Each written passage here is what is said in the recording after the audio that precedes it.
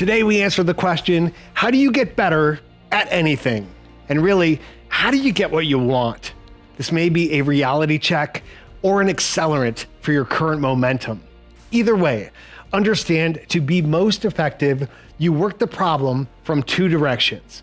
Here's you in the center of your current ability or influence, and here's where you aspire to be. To close this gap, you transform from the inside out or create opportunity from the outside in. I'm suggesting you intentionally do both simultaneously. Internally, you may need to change to feel worthy of growth or success. This may involve shifting some beliefs or radically changing them. You'll need to build discipline, strength, and awareness while developing foundational skills and knowledge. As you can see, this all requires self-awareness and honesty. But thankfully, you don't have to be self-sufficient. From the outside in, you get to ask questions and reach out for help. As you grow, you'll seek opportunities, make new commitments, and possibly even collaborate with someone more established to create something new. Obviously, when you reach out with the evidence of what you've done so far, you're far more confident and credible. But without the internal work, you're really just pretending. You likely won't get there, and even if you could, you can't stay there. And you won't be taken seriously by those who can help you the most. You're really just hoping someone else will solve the problem for you. And without external work, you're limited to your own thinking. You lack accountability or the pull of commitment. Plus, you're too easily off the hook and run the risk of all of this just being an imaginary exercise.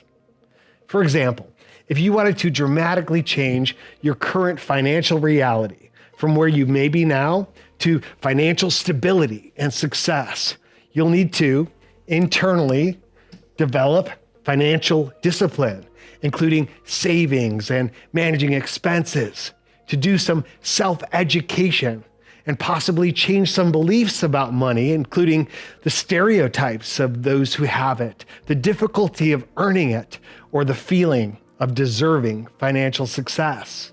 And along this journey, you'll want to ask experts for their advice, invite accountability, and pursue higher learning and higher earning. Which leads to another example. To move from your current job or career to your ultimate purposeful life's work, you'll need to first have a job and approach it with excellence.